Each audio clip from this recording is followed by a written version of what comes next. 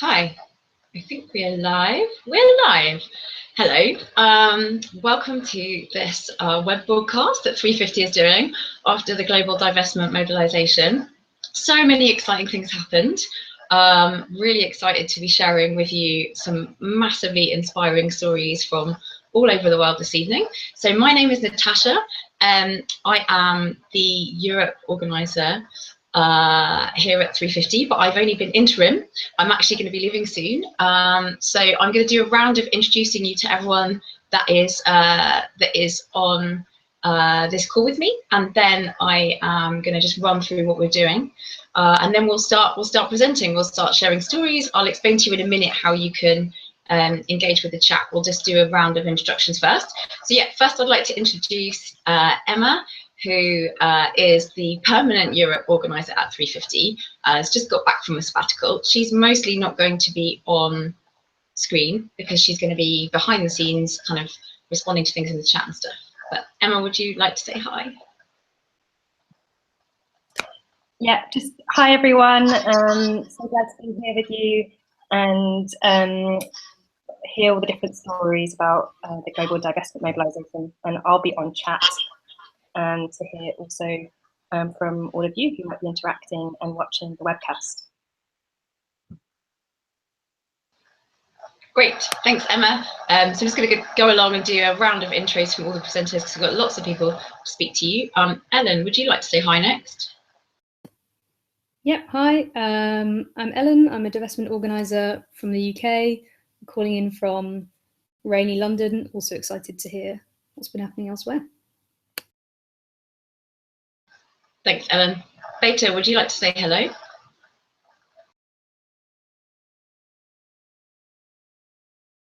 Okay, we're going to come back to Beta. She's just having an issue with her sound. Andreas, would you like to say hi? Yeah, hi everyone. My name is Andreas and I'm a divestment organizer from Germany. Thanks, Andreas. Ahmed, you want to say hello?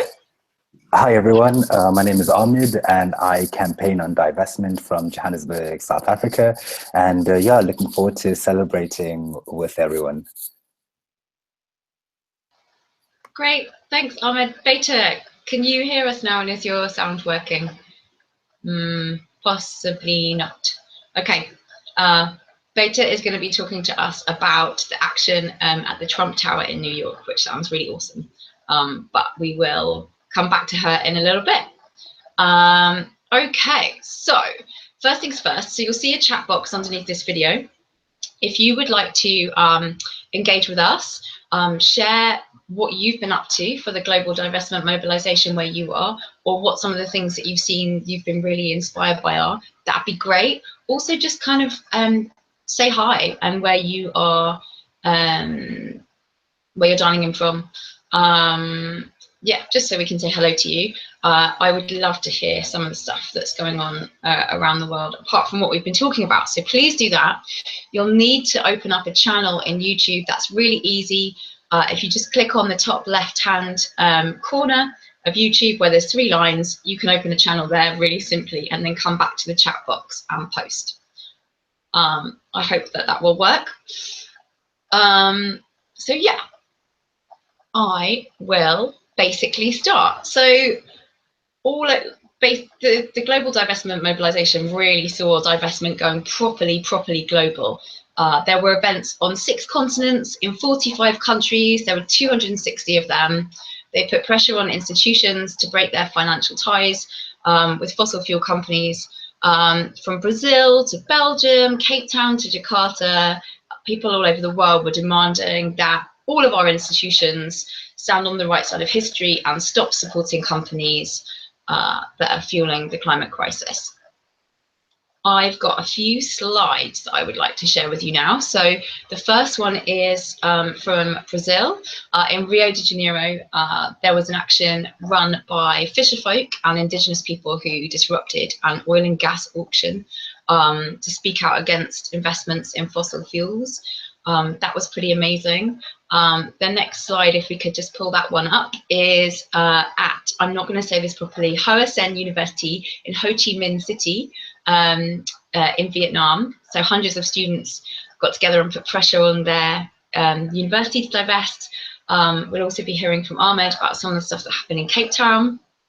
In Denmark, campaigners celebrated the 12th divestment commitment by a Danish city, which is pretty amazing. There was also a lot of action with faith groups. So on the next slide, you can see some of the Quakers in Britain. Over a quarter of the different Quaker meetings agreed to divest. And we've had 9 Catholic institutions agree to divest as well. In Brazil, more than 3,000 people participated in prayers and a vigil outside the Umuarama Cathedral to voice their hopes for a future free from fossil fuels. We had some really amazing stuff happen on the cultural institution side. So there were performances at the Louvre in Paris, at the British Museum, and also at the Van Gogh Museum in Amsterdam, which is this next picture. It's the first time an action has happened there. And the 8 women participating were actually all arrested, but they're all out now and fine. But that was really inspiring and beautiful. Also, the next slide, the Divest Nobel folks were really active. They staged a flood in front of the Nobel Museum. It was an area that had been flooded before, so we're just trying to illustrate the links between climate change and the impact really directly there.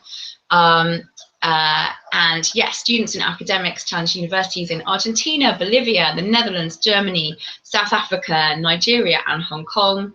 And there was a big open letter from students at 6 universities in Belgium released, calling on their institutions to stop investment in fossil fuels. There was lots of stuff happening too in New Zealand and Australia, targeting Australian coal giant Adani by calling on the banks that invest in it to stop its funding. So in total, 730 institutions across 76 countries with assets of more than 5.5 trillion has so far committed to pull investments from fossil fuels. And that's really amazing. The money is impressive, but the bigger impact is the reputation for this industry is dwindling, and it's all about people power. People power is basically winning.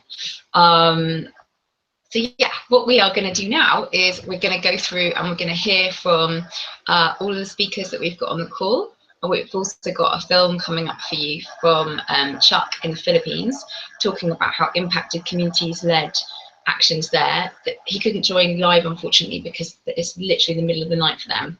And then we're just going to talk a little bit about what happens next, what the plans are across Europe and in different countries, what you can do next where you are. And yeah, I would love to share your stories. Please do please do comment in the chat on what you've been up to, what you've really liked. But yeah, I think for now, let's go over to Andreas, who is going to talk to us about what happened in Munich. Yes, thank you, Tasha. We organized a huge climate march in Munich, and over 1,000 people showed up, which is a really big deal for Munich on the first sunny day in the spring, where usually people leave the city, and we were able to attract a whole bunch of people for our event. We started out with some bands and had some music playing, really got people fired up for divestment, and then we walked through the city center and sent a really, really loud and what amazed me really a lot, a really colorful sign to the city council and other institutions like churches and universities. Really a whole bunch of different climate activist groups showed up, and I think it was really, really fun for everyone to be there. And it was more like, yeah, like I said, like a loud, colorful party experience for everyone, and it was a great day in Munich. Yeah. And yeah, it went really well, and I think it stayed a really large crowd till the end, and we had some really touching speeches from local politicians And yeah, I think that went really well. Do you want to just say something, Andreas, about what you think made it so successful? Yeah, sure. I think one key factor that we really had this success in Munich was that the local fossil fuel group really brought together a really broad alliance of groups and connected really well with different political groups working on that issue.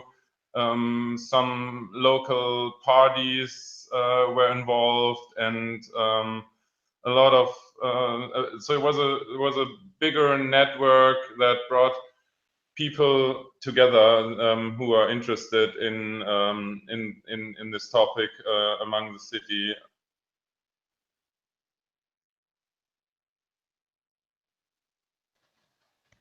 Awesome. Thanks, Andreas. It's really good to hear. I love the pictures, and it looked great. Next, I would like us, if we can, to see the film from Chuck in the Philippines talking about some of the actions they organised there. If we can get this to work.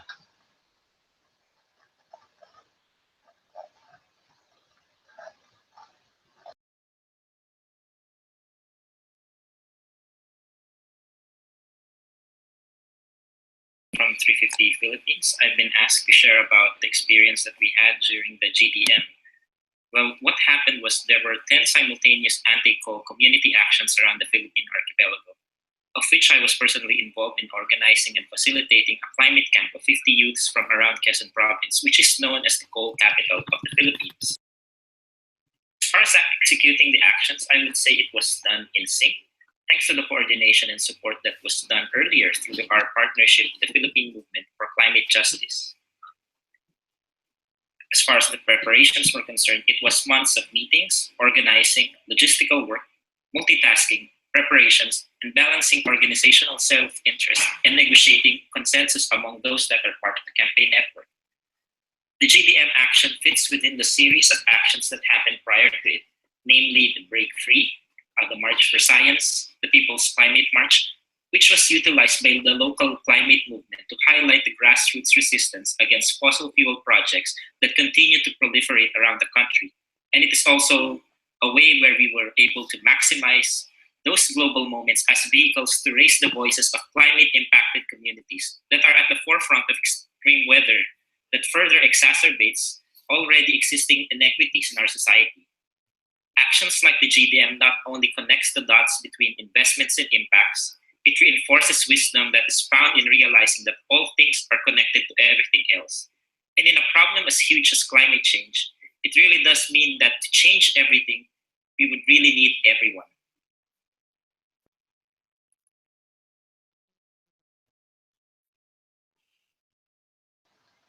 I hope that you could all hear the sound on that okay.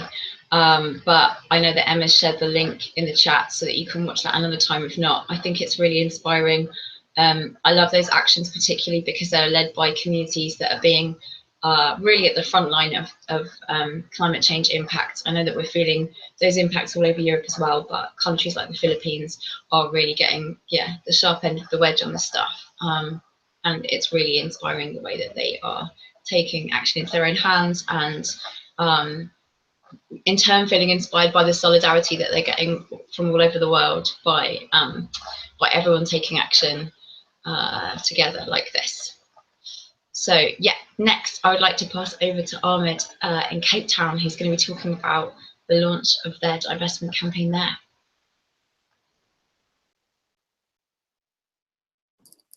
Great, thanks so much, Tasha. Yeah, so I'm not in Cape Town at the moment, unfortunately, but I spent all of last week, the GDM week, in Cape Town. And in terms of what happened was that we officially launched a campaign targeting the city of Cape Town. This is that we're going after a city and calling on a city to divest on the African continent.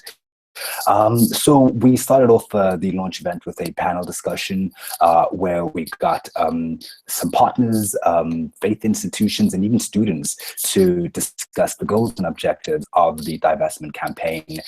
Had the Anglican Church of Southern Africa talking about their commitment to divest and why they chose to really stigmatize the fossil fuel industry. And after that, we really got into the nitty-gritty of why we're calling on the city of Cape Town to divest. We spoke about climate impacts and the fact that the current drought, there's no end in sight for the current drought, and we were really making our call that we really are asking for the city to demonstrate its political leadership and commit to divesting. In terms of engagement, we really had some very positive feedback from people online, most specifically. Our approach is very action-oriented communication, where we, when we were communicating with people, we really gave them things to do, things to get involved in the campaign. So even though they aren't in Cape Town, they weren't in Cape Town, sorry, they could really get involved and really feel a part of the campaign. So we got thousands of people to sign onto a petition calling on the city to make a commitment to divesting.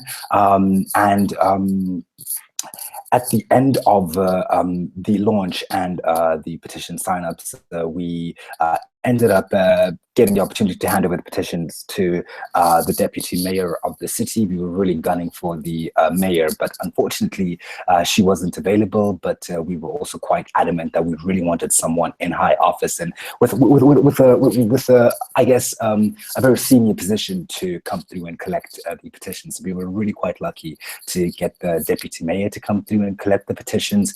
And also at the end of the launch, we had 15 residents coming through and really committing to assisting 350 in taking the campaign to the next level. I think from our end, what was successful was our online engagement strategy. We were able to scale up participation with very timely and, as I said, action-oriented content. And also, we also really connected the dots on this one. We really connected to the current drought that the city is experiencing at the moment, and this really brought in a lot of partners who ended up supporting us at the launch and supporting us through our online engagements. It's really opened up a lot of space for us to engage with others in the climate movement. So all in all, it's been a really good launch to what we're hoping will be a very I guess, powerful win for the, I guess, divestment movement in South Africa. Yeah, thank you. Thanks so much. That's really good to hear. And yeah, I love your pictures. I particularly love the picture of Cable Mountain with the banner going across. It looks amazing. Okay, we're whipping through. We will come back to Ahmed to hear about what he's doing next in a little bit. But now I'm going to pass over to Ellen, who's going to talk a bit about what happened in London. Hi, yeah. So there was lots of actions around the UK for GDM. In London, the main focus was on our local governments and their investments in fossil fuels. There are lots of campaigns across London. London's a big city with 10 million people living in it. So all the campaigns made a joint decision to come together and do one big event. And we decided to host 14 different rallies across some of the London boroughs. And we carried giant fossil fuel monster props and red line banners from place to place, holding short little street theatre skits at each place. And then we all converged at the end for one final rally in central London, which was obviously pretty ambitious action, 14 rallies in one day. But overall, it went pretty well. Logistically, obviously, it was pretty difficult to organise. There was 3 fossil fuel monsters travelling across London by bus, train and bike with different scheduled stop-off times in different places and a coordinated meeting point at the end. But it went off with only minor hitches. And there was a really good turnout. Overall, the level of engagement from place to place was varied. according to how strong each of the campaigns were, but it was a pretty good turnout overall. And in terms of the things that I think made it successful, I think there was two main reasons. The first was the kind of organizing model that we used, which was that central team who were managing those logistics and carrying the monsters around on their bikes. But each of the different campaigns in each borough had the autonomy to organize their own rally and then the way they wanted it to work when it arrived at their place. So there was ownership from each of the individual campaigns. Also, the collaboration across all the different campaigns allowed ones where they'd already had wins or places that maybe were stronger or had more people to support and uplift the newer or smaller groups, which hopefully is going to lay the foundations for those campaigns to get stronger in the future. And then I think the second reason why it was really successful was because the action was really fun. The design of the action was pretty lighthearted and a bit silly, like having these giant kind of multi-legged monsters with people underneath them traveling around the capital on the back of a bike. Definitely made it engaging, and using street theatre drew lots of new people in. It also meant that campaigns or people who were nervous about taking part in a public action were more willing to get involved because it wasn't seen as like a aggressive or shouty kind of protest. And the atmosphere was really celebratory, which is important because actually London has been a big leader in the divestment movement in the UK, so we didn't want it to seem like we were being too down on all of the local councils. And afterwards, everyone went to the pub together and celebrated, and it was an important relationship builder for all of those different campaigns from across the city. So hopefully the action wasn't just something that was fun, but is going to lay the groundwork of those relationships to help build the campaign into the future. Great, thanks, Helen. It does sound like that was amazing. I was really annoyed that I wasn't in London and I couldn't vote out this weekend because that is where I live. The monsters were particularly awesome. Okay, so the last speaker that we have is Beta. Hopefully her sound is now working, and she's going to talk to us about the action at Trump Tower in New York. Hi everyone, my name is Beta. I work as a divestment campaigner in New York City, primarily on the divestment campaign to divest the New York City pensions, which is one of the largest in the world. For one of our main GDM events, we organized a teach-in on divestment inside of a public space of the Trump Tower.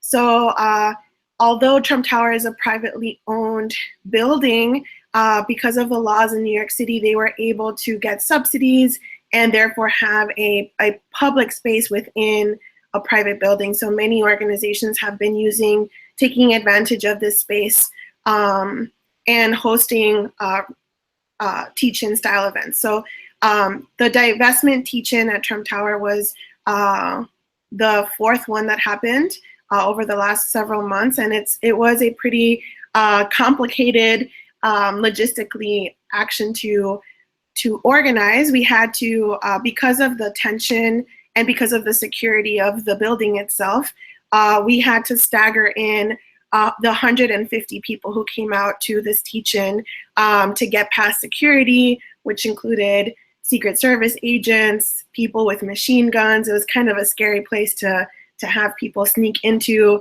We couldn't have very large banners because they would stop us. So we had people sneak in about an hour and a half, started to stagger in about an hour and a half before and just walk around. There's a plaza kind of area. And then when the action started, people filled up the space and we led a teach-in on divestment. We had partners from the coalition of Divest New York lead on some really fantastic performances. We had a performance from the choir from Reverend Billy. He's kind of a internet sensation, and they led us in a song on the sadness of climate impacts. We also had a POPs quiz. So the reason why it's called POPs is because it's a privately owned public space, and we had POPs quiz on divestment. And we also had some really powerful speakers and ended with a tug-of-war performance where we had the people of New York fight against Donald Trump and the oil executives over the decision maker of the Divest New York campaign, which is in New York City, the comptroller. His name is Scott Stringer, which was a really great, fun way to kind of poke fun at the tension between the decision that this person needs to make on siding with the people and with a safe future for New York, or with Donald Trump and the oil executives that are running the White House. I think that the event was really successful. To pull off 150 people in this space and try to do it kind of sneakishly and pull it off. I think that was definitely a success. We got a lot of media coverage, both national and local, and even international, which is really great for the campaign. I think we were using both this moment to situate New York City as a potential leader for decisions like this on divestment. And it was important for us to kind of weave together the messages of we're a part of this global movement. We need local leadership like leaders in New York City to take bold action on climate, because we know that people in power at our country on the federal level here in the US, we are not going to see that from them. And we're even starting to see rollbacks on the environmental protections that we've won in the last several years. So I think that it was a really good way to both continue to bring an escalated tension on the actual decision maker of the campaign, while tying in all of the threads, both international, the tensions that are happening within our own country, and really being able to tell a powerful story about how New York can be a leader in that. Some of the things that made it a really successful event was the planning that we did with our partners on the ground who had already hosted teach-ins in the space beforehand. So we worked very closely with some partners who led on teach-ins in the months before. And I think that it was the right sized event. We knew that it was going to be a lot of unknowns about whether or not we would get stopped by security, et cetera. But I think that we had a lot of thoughtful planning around contingency plans because of the potential level for escalating the situation. And that's all I have to report back. Thanks so much, Beta. That's really awesome. I had no idea that there was a public space inside Trump Tower. That's so weird, and it was so excellent that you're able to exploit it like that. So cool. Okay, so yeah, just say a few hellos to people that have been joining in the chat. So we've had Carl from Uppsala, someone joined from Dorking in Surrey, and also Kessa from Paris, who's been involved with the Liberate Louvre collective, which is kind of amazing. Please do, as you're joining, open up a channel, say hello, and tell us what you loved about the global divestment mobilization. We're going to talk about what happens next in just a minute. But first of all, I'd like to share with you, if we can, the rap film that we made, sharing clips of some of the amazing actions that happened all over the world.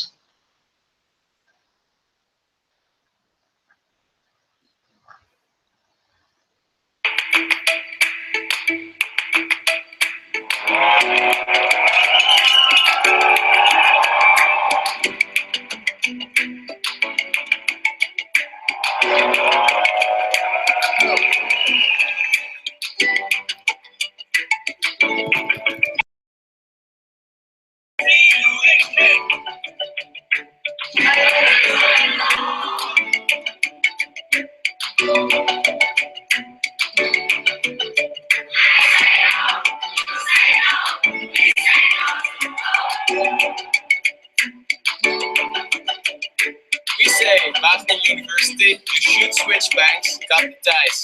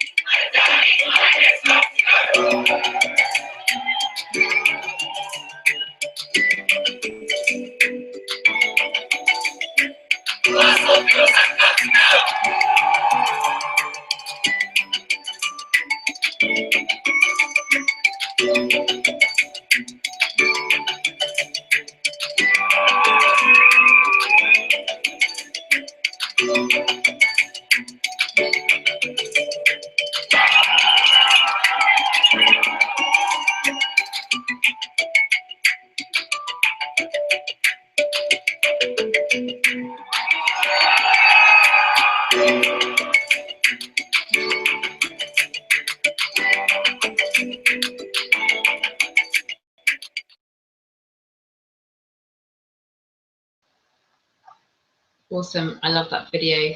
I hope it worked, but you should also be able to find it on the Global Divestment Mobilisation website. If for whatever reason it didn't work for you, you couldn't watch it then, please do share it as well. I think it's really inspiring. Even watching it now, even though I've seen it a few times, it's just like, it's just great to see so much stuff happening. People united in calling for the same thing all over the world. But yeah, the Global Divestment Mobilisation was great. But we still have fossil fuels and we still have climate change and we have a lot of work to do. So I think it's really, really important that we talk about what happens next. So yeah, first of all, I'm just going to get a couple of the presenters to share what they're doing next, how they're taking their campaigns forwards, and then talk to you a little bit about some ideas of what you can do where you are on your own and other events and things that you can join. So yeah, Andreas, would you like to talk to us about what is happening next, what your plans are next in Munich? Yes. So we really had a good event. We had this great weather and this great atmosphere, and we really built something together. Also with this alliance that I talked about earlier, with all the other organizations that were working together here.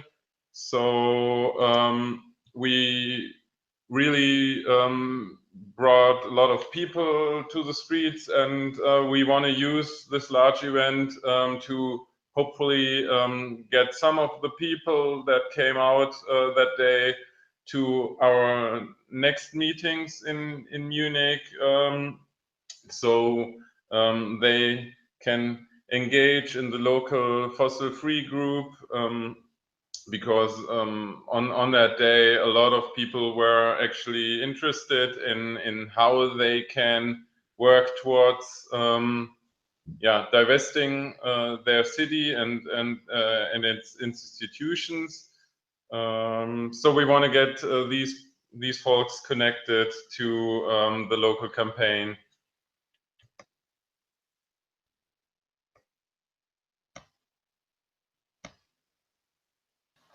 Great, that's really good to hear, Andreas. Ahmed, did you want to also share what your plans are next in Cape Town? I know that you have a lot of other stuff lined up. Sure, yeah. So with the Cape Town work, because it's the first time we're pushing a city, and we know that making a decision to divest is a very political decision.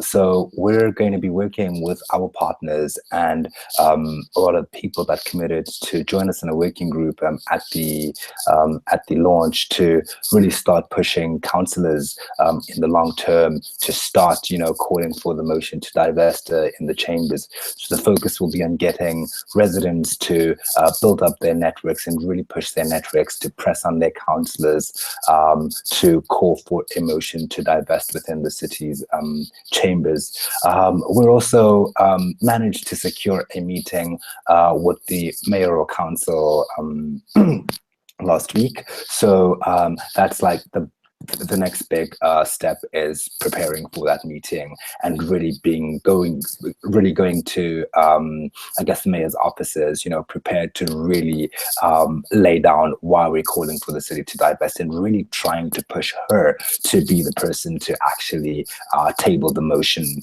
rather than the more long-term work of getting councillors to table the motion. So we do have some options, and we're really hoping that option A, where the mayor is the one to table the motion, for the city to divest. So yeah, in terms of the city campaign, those are the next steps.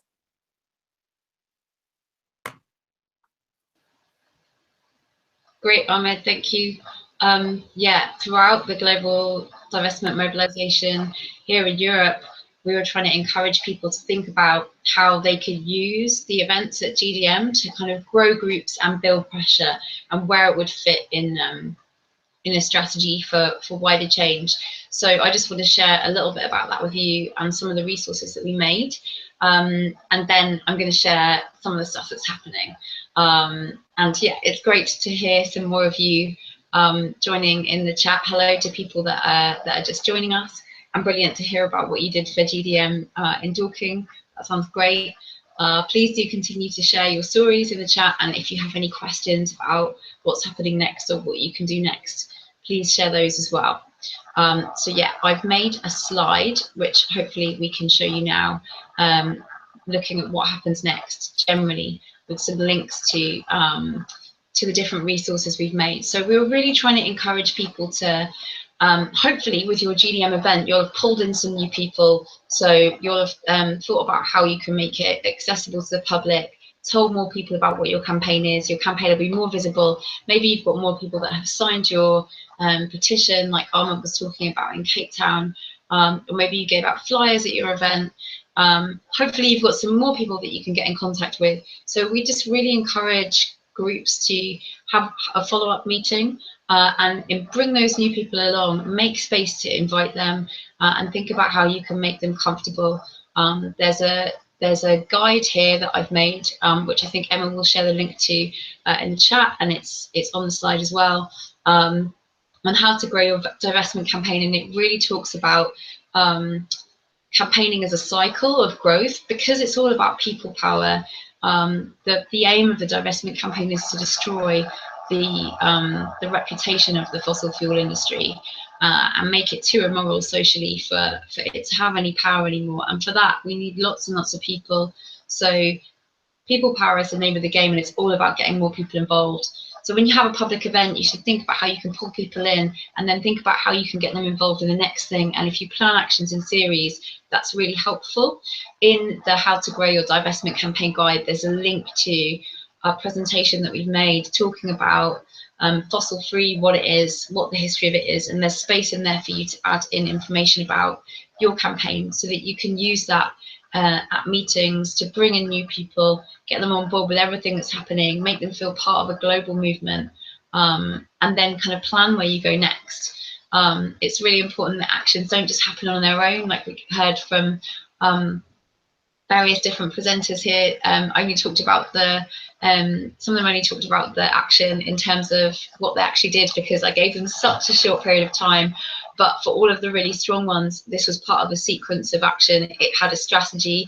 It's coming from somewhere, and it's building towards something, and it's kind of constantly evolving and evaluating where they are. So yeah, I would really encourage you to do that. Shout if you have questions.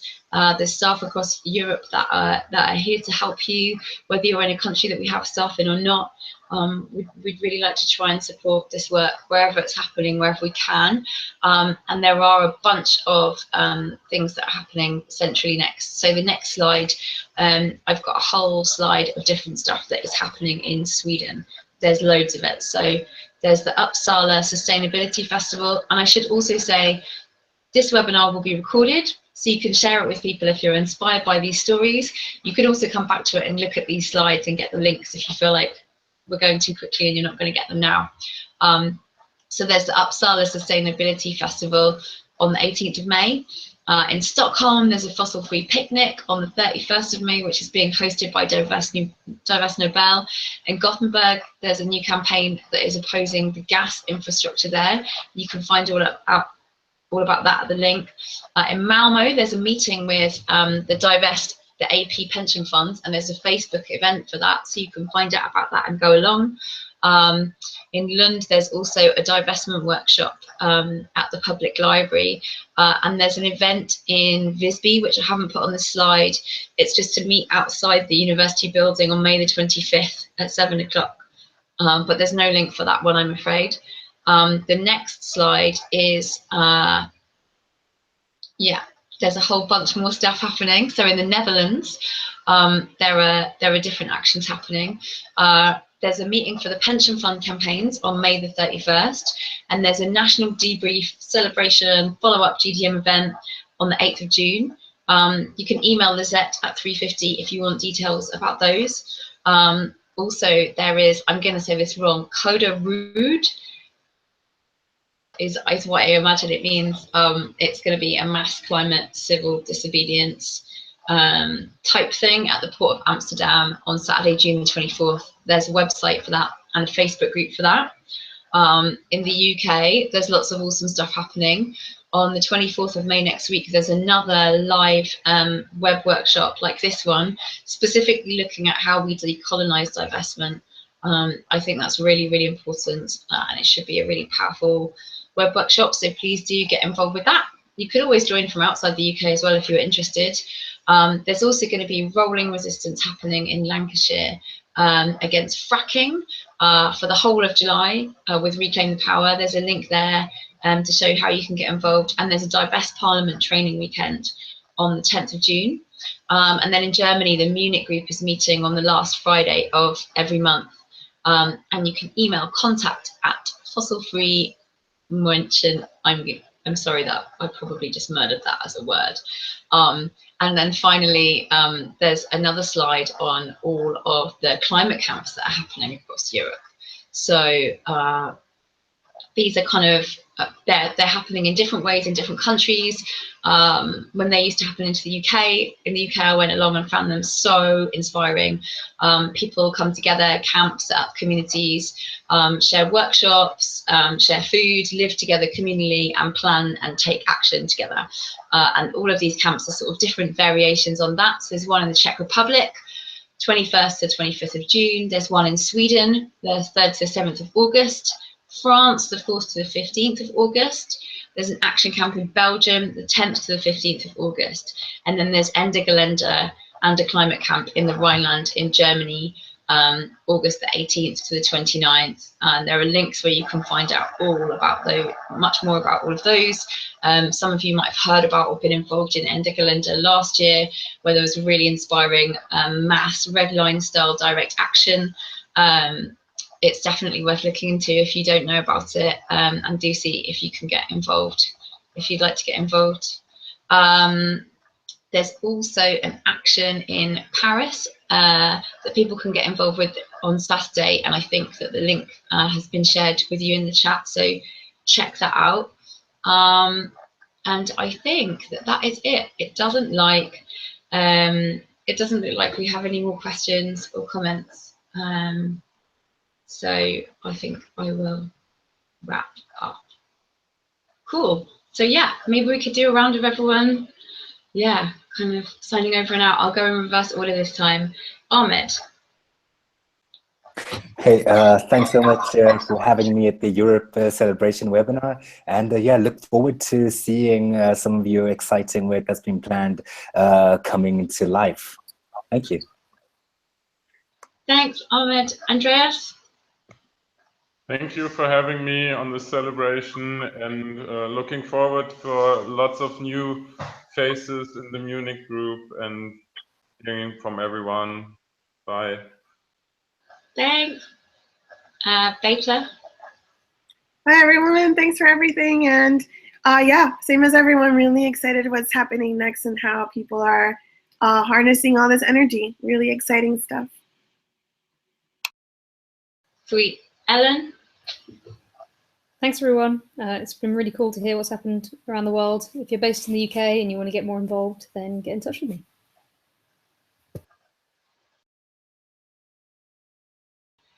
I muted myself again at the end. I've done that on every single webinar. Why stop now? Thank you so much, everyone, for joining in and for all that you've done around the world for GDM and for divestment and for everything that you're still getting involved with. It's really inspiring that even in the face of climate change and the terrible things that are happening, we have passionate, dedicated people coming together and taking action and pushing forwards for the kind of world that we all really want to live in. So yeah, you inspire me a lot. Thank you so much. Good night.